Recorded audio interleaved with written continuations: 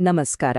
ಆಧುನಿಕ ಭಾರತ ಹೇಗೆ ರೂಪುಗೊಂಡಿತೋ ಅನ್ನೋ ಕಥೆ ಇದೆಯಲ್ವಾ, ಅದು ಸುಮಾರು 250 ವರ್ಷಗಳ ಒಂದು ದೊಡ್ಡ ರೋಚಕ ಕಥೆ. ಒಂದು ಕಾಲದಲ್ಲಿ ಪ್ರಬಲವಾಗಿದ್ದ ಸಾಮ್ರಾಜ್ಯ ಕುಸಿದು ಸ್ವಾತಂತ್ರ್ಯದ ಹೊಸ ಸೂರ್ಯ ಮೂಡುವರೆಗಿನ ಈ ಪಯಣ. ಬನ್ನಿ ಇದನ್ನ ಒಟ್ಟಿಗೆ ಅರ್ಥ ಮಾಡ್ಕೊಳ್ಳೋಣ. ಹಾಗಾದ್ರೆ ನಮ್ಮ ಇಡೀ ಚರ್ಚೆಯನ್ನ ಒಂದು ಮೂಲ ಪ್ರಶ್ನೆಯಿಂದ ಶುರು ಮಾಡೋಣ. ಅದೇಂತಪ್ಪ ಅಂದ್ರೆ, ಇಷ್ಟೆಲ್ಲ ಬಲಿಷ್ಠ ಸಾಮ್ರಾಜ್ಯಗಳಿದ್ದ ಈ ದೇಶ ಕೇವಲ ಒಂದು ಖಾಸಗಿ ಕಂಪನಿಯ ಕೈಗೆ ಸಿಕ್ಕಿ ಹೋಯ್ತು ಹೇಗೆ? ಇದು ನಿಜಕ್ಕೂ ಆಶ್ಚರ್ಯಕರ ಅಲ್ವಾ? ಸರಿ, ಹಾಗಿದ್ರೆ ಕಥೆಯೊಳಗೆ ಇಳಿಯೋಣ. ನಾವು ಟೈಮ್ ಟ್ರಾವೆಲ್ ಮಾಡಿ ಹೋಗ್ಬೇಕಾಗಿರೋದು 18ನೇ ಶತಮಾನದ ಆರಂಭಕ್ಕೆ. ಆ ಕಾಲದಲ್ಲಿ ಭಾರತದ ಅತಿದೊಡ್ಡ ಶಕ್ತಿ ಅಂದ್ರೆ ಅದು ಮೊಘಲ್ ಸಾಮ್ರಾಜ್ಯ. ಆದ್ರೆ ಅದು ನಿಧಾನವಾಗಿ ಕುಸಿಯೋಕ್ಕೆ ಶುರುವಾಗಿತ್ತು. ಇದೇ ಕುಸಿತ ಮುಂದಿನ ಎಲ್ಲಾ ಬೆಳವಣಿಗೆಗಳಿಗೆ ಒಂದು ರೀತಿ ಅಡಿಪಾಯ ಹಾಕಿತ್ತು. ನೋಡಿ, 1707ರಲ್ಲಿ ಶಕ್ತಿಶಾಲಿ ದೊರೆ ಔರಂಗಜೇಬ್ನ ಮರಣ ಆಗತ್ತೆ. ಅಲ್ಲಿಂದ ಶುರುವಾಗತ್ತೆ ನೋಡಿ ಪತನ. ದೆಹಲಿಯ ಕೇಂದ್ರ ಅಧಿಕಾರ ದಿನೇ ದಿನೇ ವೀಕ್ ಆಗ್ತಾ ಹೋಯಿತು. ಅದರ ಮೇಲೆ 1739ರಲ್ಲಿ ನಾದಿರ್ ಶಾ ದೆಹಲಿ ಮೇಲೆ ದಾಳಿ ಮಾಡ್ತಾನೆ. ಆಮೇಲೆ ಅಹ್ಮದ್ ಶಾ ಅಬ್ದಾಲಿಯ ನಿರಂತರ ದಾಳಿಗಳು, ಕೊನೆಗೆ 1761ರ 3ನೇ ಪಾಣಿಪತ್ ಯುದ್ಧ. ಈ ಎಲ್ಲಾ ಹೊಡೆತಗಳು ಒಂದ್ರ ಮೇಲೊಂದರಂತೆ ಬಿದ್ದು ಮೊಘಲ್ ಸಾಮ್ರಾಜ್ಯದ ಬೆನ್ನೆಲುಬನ್ನೇ ಮುರಿದುಹಾಕಿದುವು. ದೇಶದಾದ್ಯಂತ ಒಂಥರ ಅರಾಜಕತೆ ಶುರುವಾಗಿತ್ತು. ಇದರಿಂದ ಏನಾಯ್ತು ಅಂದ್ರೆ, ಒಂದು ಪವರ್ ವ್ಯಾಕ್ಯೂಮ್ ಅಥವಾ ಶಕ್ತಿ ಶೂನ್ಯ ಸೃಷ್ಟಿಯಾಯಿತು. ಅಂದ್ರೆ ಮೊಘಲರು ದುರ್ಬಲರಾದ್ರು, ಅವರ ಅಧಿಕಾರ ಹೋಯಿತು. ಆದ್ರೆ ಅವರ ಜಾಗವನ್ನ ತುಂಬಿ ಇಡೀ ದೇಶವನ್ನ ಒಂದಾಗ್ಸುವಂಥ ಬೇರೆ ಯಾವ ಶಕ್ತಿಯೂ ಆಗಿರ್ಲಿಲ್ಲ. ಹೈದರಾಬಾದ್, ಮೈಸೂರಿನಂಥ ರಾಜ್ಯಗಳು ತಲೆ ಎತ್ತಿದ್ವು ನಿಜ, ಆದ್ರೆ ಅವು ಪ್ರಾದೇಶಿಕ ಶಕ್ತಿಗಳಷ್ಟೇ. ಈ ರಾಜಕೀಯ ಕಾಲಿತನ ಇದೆಯಲ್ವಾ, ಇದೇ ಹೊರಗಿನವರಿಗೆ ಭಾರತಕ್ಕೆ ಕಾಲಿಡೋಕೆ ಒಂದು ಸುವರ್ಣ ಅವಕಾಶವಾಯಿತು. ಹಾಗಾದ್ರೆ ಈ ಅವಕಾಶವನ್ನ ಸರಿಯಾಗಿ ಬಳಸ್ಕೊಂಡಿದ್ಯಾರು? ಬೇರೆ ಯಾರೂ ಅಲ್ಲ, ಬ್ರಿಟಿಷ್ ಈಸ್ಟ್ ಇಂಡಿಯಾ ಕಂಪನಿ. ಕೇವಲ ವ್ಯಾಪಾರ ಮಾಡೋಕೆ ಅಂತ ಬಂದಿದ್ದ ಒಂದು ಕಂಪನಿ ಭಾರತದ ಈ ರಾಜಕೀಯ ಗೊಂದಲವನ್ನೇ ತನ್ನ ಲಾಭಕ್ಕೆ ಬಳಸ್ಕೊಂಡು ಒಂದು ದೊಡ್ಡ ಸಾಮ್ರಾಜ್ಯವನ್ನೇ ಕಟ್ಟೋಕೆ ಹೊರಟಿತು. ಕಂಪನಿಯ ಬದಲಾವಣೆ ಎಷ್ಟೊಂದು ನಾಟಕೀಯವಾಗಿತ್ತು ಅನ್ನೋದಕ್ಕೆ ಈ ಹೋಲಿಕೆಯೇ ಸಾಕ್ಷಿ. ಅವರು ಬಂದಿದ್ದು ಯಾಕೆ?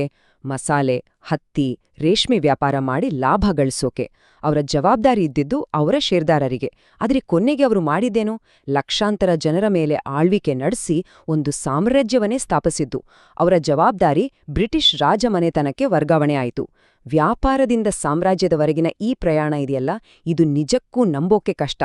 ಹಾಗಾದ್ರೆ ವ್ಯಾಪಾರಿಗಳಾಗಿದ್ದವರು ಆಡಳಿತಗಾರರಾಗಿದ್ದು ಹೇಗೆ? ಇದಕ್ಕೊಂದು ಪಕ್ಕಾ ಪ್ಲಾನ್ ಇತ್ತು. ಮೊದಲನೇದಾಗಿ ತಮ್ಮ ವ್ಯಾಪಾರದ ಪ್ರತಿಸ್ಪರ್ಧಿಗಳಾದ ಫ್ರೆಂಚರನ್ನ ಭಾರತದಿಂದ ಓಡಿಸಿದ್ರು.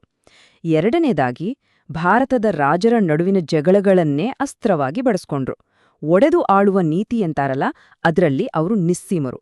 ಒಬ್ಬ ರಾಜನ ಪರ ನಿಂತು ಇನ್ನೊಬ್ಬನನ್ನ ಸೋಲಿಸೋದು, ಆಮೇಲೆ ಇಬ್ಬರನ್ನೂ ದುರ್ಬಲಗೊಳಿಸೋದು. ಇದರ ಜೊತೆಗೆ ಅಸಮಾನವಾದ ಒಪ್ಪಂದಗಳನ್ನು ಹೇರಿ ಪ್ಲಾಜಿ, ಬಕ್ಸಾರ್ನಂತಹ ದೊಡ್ಡ ಯುದ್ಧಗಳಲ್ಲಿ ಗೆದ್ದು ಒಂದೊಂದೇ ಪ್ರಾಂತ್ಯವನ್ನು ತಮ್ಮ ತೆಕ್ಕೆಗೆ ತೆಗೆದುಕೊಂಡ್ರು.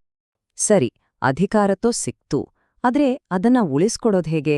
ಇದಕ್ಕಾಗಿ ಬ್ರಿಟಿಷರು ನಿಯಂತ್ರಣ ಮತ್ತು ಶೋಷಣೆಯನ್ನೇ ಮೂಲವಾಗಿಟ್ಕೊಂಡು ಒಂದು ಸಿಸ್ಟಮನ್ನೇ ಕಟ್ಟಿದ್ರು. ಇದು ಕೇವಲ ಯುದ್ಧ ಗೆದ್ದ ಕಥೆಯಲ್ಲ, ಬದಲಿಗೆ ಆಡಳಿತನ ಮೂಲಕವೇ ಇಡೀ ದೇಶವನ್ನ ಹೇಗೆ ಹಿಡಿತದಲ್ಲಿಟ್ಕೊಂಡ್ರು ಅನ್ನೋ ಕಥೆ. ಬ್ರಿಟಿಷ್ ಆಳ್ವಿಕೆಯ ಆರ್ಥಿಕ ಶೋಷಣೆಯನ್ನ ಒಂದೇ ಮಾತಲ್ಲಿ ಹೇಳ್ಬೇಕು ಅಂದ್ರೆ ದಾದಾಬಾಯಿ ನರೋಜಿಯವರ ಈ ಮಾತು ಕೇಳಲೇಬೇಕು. ಅವರಿದನ್ನ ಸಂಪತ್ತಿನ ಸೋರಿಕೆ ಅಥವಾ ಡ್ರೇನ್ ಆಫ್ ವೆಲ್ತ್ ಅಂತ ಕರೆದರು. ಅಂದ್ರೆ ಇದು ಬೇರೇನೂ ಅಲ್ಲ, ಭಾರತದ ಸಂಪತ್ತನ್ನ ವ್ಯವಸ್ಥಿತವಾಗಿ ಬ್ರಿಟನ್ಗೆ ಸಾಗಿಸುವ ಒಂದು ಸಂಘಟಿತ ಲೂಟಿ. ಇದಕ್ಕಿಂತ ಚೆನ್ನಾಗಿ ಇದನ್ನ ವರ್ಣಿಸೋಕೆ ಸಾಧ್ಯ ಇಲ್ಲ. ಈ ಸಂಪತ್ತಿನ ಸೋರಿಕೆ ನಡೆದಿದ್ದು ಹೇಗೆ ಅನ್ನೋದಕ್ಕೆ ಅವರ ಭೂ ಕಂದಾಯ ಪದ್ಧತಿಗಳೇ ದೊಡ್ಡ ಉದಾಹರಣೆ. ಖಾಯಂ ಜಮೀನ್ದಾರಿ, ರೈತವಾರಿ, ಮಹಲ್ವಾರಿ ಹೆಸರುಗಳು ಬೇರೆ ಬೇರೆ ಇರಬಹುದು, ಆದ್ರೆ ಉದ್ದೇಶ ಒಂದೇ: ರೈತರಿಂದ ಗರಿಷ್ಠ ಪ್ರಮಾಣದ ತೆರಿಗೆ ವಸೂಲಿ ಮಾಡೋದು. ಬೆಳೆ ಬರ್ಲಿ ಬರಗಾಲ ಬರ್ಲಿ ತೆರಿಗೆ ಕಟ್ಟಲೇಬೇಕಿತ್ತು. ಕಟ್ಟೋಕೆ ಆಗ್ದಿದ್ರೇನಾಗ್ತಿತ್ತು? ರೈತರು ತಮ್ಮ ಭೂಮಿಯನ್ನೇ ಕಳೆದುಕೊಂಡು ಸಾಲದ ಸುಳಿಯಲ್ಲಿ ಮುಳುಗಿ ಹೋಗುತ್ತಿದ್ರು. ಇದು ಲಕ್ಷಾಂತರ ರೈತರ ಬದುಕನ್ನೇ ನಾಶ ಮಾಡಿತು. ಆರ್ಥಿಕವಾಗಿ ಹಿಡಿತ ಸಾಧಿಸಿದ್ದಾಯ್ತೋ, ಈಗ ರಾಜಕೀಯವಾಗಿ ಇದಕ್ಕೂ ಅವರು ಚಾಣಕ್ಷ ತಂತ್ರಗಳನ್ನೇ ಬಳಸಿದ್ರು. ಸಹಾಯಕ ಸೈನ್ಯ ಪದ್ಧತಿ ಅಂತ ಒಂದು, ಅಂದ್ರೆ ರಾಜರ ರಕ್ಷಣೆಗೆ ಬ್ರಿಟಿಷ್ ಸೈನ್ಯ, ಆದ್ರೆ ಅದರ ಖರ್ಚು ಮಾತ್ರ ರಾಜರೇ ಕೊಡಬೇಕು. ಇದರಿಂದ ರಾಜರು ದಿವಾಳಿಯಾದ್ರು. ಇನ್ನೊಂದು ದತ್ತು ಮಕ್ಕಳಿಗೆ ಹಕ್ಕಿಲ್ಲ ನೀತಿ, ಅಂದ್ರೆ ಸ್ವಂತ ಗಂಡು ಮಕ್ಕಳಿಲ್ಲದಿದ್ರೆ ಆ ರಾಜ್ಯ ನೇರವಾಗಿ ಬ್ರಿಟಿಷರ ವಶಕ್ಕೆ. ಈ ರೀತಿ ಒಂದೊಂದೇ ರಾಜ್ಯವನ್ನು ತಮ್ಮ ಸಾಮ್ರಾಜ್ಯದಲ್ಲಿ ಸೇರ್ಸ್ಕೊಳ್ತಾ ಹೋದ್ರು. ಆದ್ರೆ ಒಂದು ಇಂಟ್ರೆಸ್ಟಿಂಗ್ ವಿಷಯ ಏನಂದ್ರೆ ಅವರ ಈ ದಬ್ಬಾಳಿಕೆಯೇ ಅವರಿಗೆ ಮುಳುವಾಯಿತು. ಅವರ ಶೋಷಣೆಯೇ ಅದುವರೆಗೂ ಬೇರೆ ಬೇರೆಯಾಗಿದ್ದ ಭಾರತೀಯರಲ್ಲಿ ನಾವೆಲ್ಲರೂ ಒಂದು ಅನ್ನೋ ಭಾವನೆನ ಮೂಡಿಸಿತು. ಶತ್ರುವಿನ ಶತ್ರು ಮಿತ್ರ ಅನ್ನೋ ಹಾಗೆ ಬ್ರಿಟಿಷ್ ಆಳ್ವಿಕೆಯ ವಿರುದ್ಧದ ಆಕ್ರೋಶವೇ ಭಾರತೀಯ ರಾಷ್ಟ್ರೀಯತೆಯ ಉದಯಕ್ಕೆ ಕಾರಣವಾಯಿತು. 1857 ಈ ವರ್ಷವನ್ನ ಮರೆಯೋಕೆ ಸಾಧ್ಯವೇ ಇಲ್ಲ. ಇದು ಇತಿಹಾಸಕ್ಕೆ ಒಂದು ದೊಡ್ಡ ತಿರುವು ಕೊಟ್ಟ ವರ್ಷ.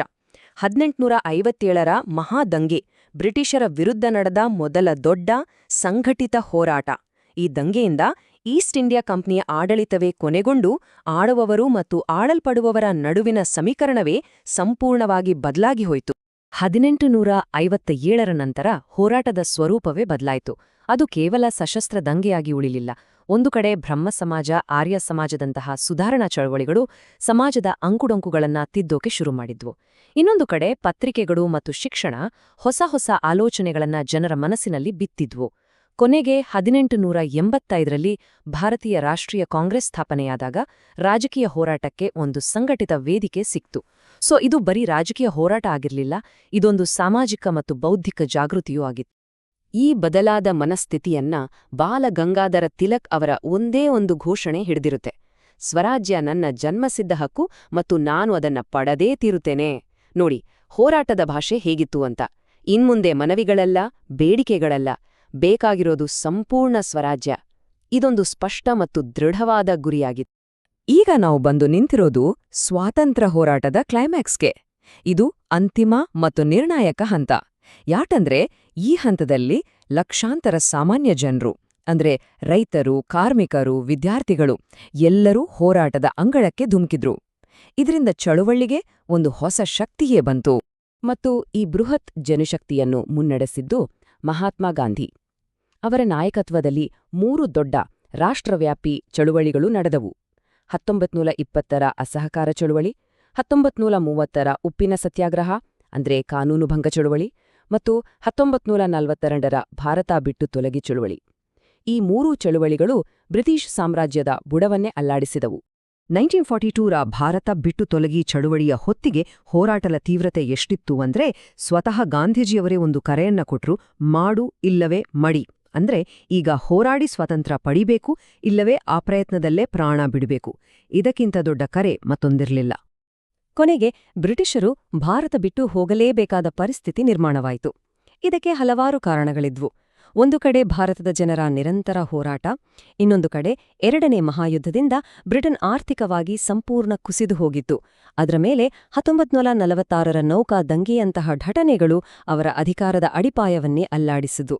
ಒಟ್ಟಿನಲ್ಲಿ ಅವರಿಗೆ ಭಾರತವನ್ನು ಹಿಡಿದಿಟ್ಟುಕೊಳ್ಳುವ ಶಕ್ತಿಯೇ ಉಳಿದಿರಲಿಲ್ಲ. ಕೊನೆಗೂ 1947ರಲ್ಲಿ ಭಾರತ ಸ್ವತಂತ್ರವಾಯಿತು. ಆದ್ರೆ ಈ ಸ್ವಾತಂತ್ರ್ಯದ ಸಂಭ್ರಮದ ಜೊತೆಗೆ ಒಂದು ದೊಡ್ಡ ದುರಂತವೂ ನಡೆದೋಯ್ತು. ಅದೇ ವಿಭಾಜನೆ. ಒಂದಾಗಿದ್ದ ದೇಶ ಭಾರತ ಮತ್ತು ಪಾಕಿಸ್ತಾನ ಅಂತ 2 ಭಾಗವಾಯಿತು.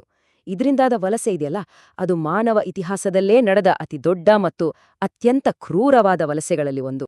ಹೌದು, ಸ್ವಾತಂತ್ರ್ಯ ಸಿಕ್ಕಿದೆ, ಆದ್ರೆ ವಿಭಜನೆಯ ಆ ಆಳವಾದ ಗಾಯಗಳು ಇವತ್ತಿಗೂ ಮಾಸಿಲ್ಲ. ಆ ಇತಿಹಾಸದ ನೆನಪುಗಳು, ಅದರ ಪ್ರತಿಧ್ವನಿಗಳು ಇವತ್ತಿಗೂ ನಮ್ಮ ಉಪಖಂಡದ ರಾಜಕೀಯ ಸಮಾಜವನ್ನ ಹೇಗೆ ರೂಪಿಸ್ತಿವೆ? ಇದು ನಾವು ನೀವೆಲ್ಲರೂ ಯೋಚಿಸಬೇಕಾದ ಒಂದು ಪ್ರಶ್ನೆಯಾಗಿದೆ.